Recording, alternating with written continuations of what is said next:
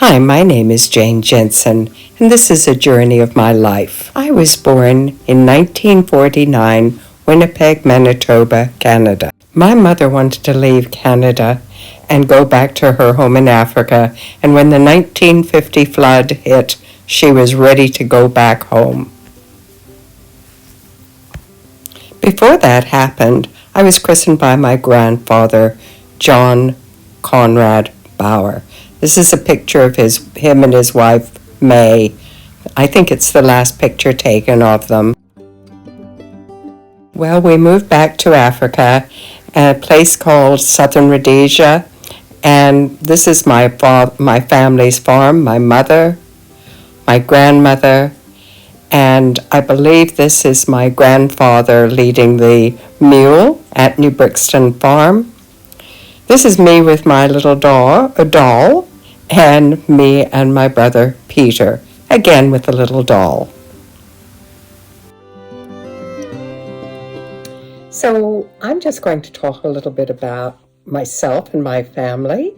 At about the age of about 2, I swallowed a marble. Not quite sure what kind it was, but it must have looked good to me. So I was in a group of friends and family. My parents were obviously holding a little get-together, and at the time it seemed like a good thing to do. Well, as I started choking, my father came, and he did everything he knew what to do. He turned me upside down and shook me, whacked me on the back, and finally he resorted to putting his finger down my throat and hooking up this marble. So that was, as you can imagine, quite a thing to remember. It was my first real memory, and I am told by my family that I was about 2 when this happened. Now, the thing that really is interesting here was that right after this happened, apparently the first words I said weren't, "Oh," it was, "Can I have a boiled egg?" So I don't know whether they thought I was going to swallow it or whether I was actually hungry after having somebody probing down my throat. But wait, there's more.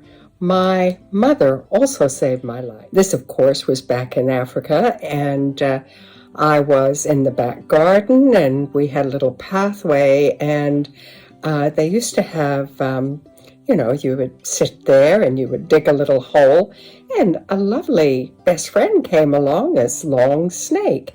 And of course, I thought this was absolutely wonderful to have a friend to throw the sand on and maybe to bury. I don't know. Anyway, I was happily playing with this snake, and my mother looked out the window, and she came out armed.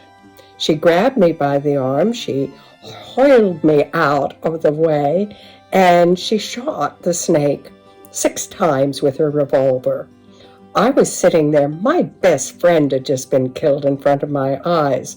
Not only that, she then went and she got into the car and she drove over the snake's body, the head, 6 times, because it was kind of a saying that the last image that would be caught in a snake's eye was of what killed him. So my mother wanted to ensure her safety with that snake. Anyway, those are memories that I had in my early days.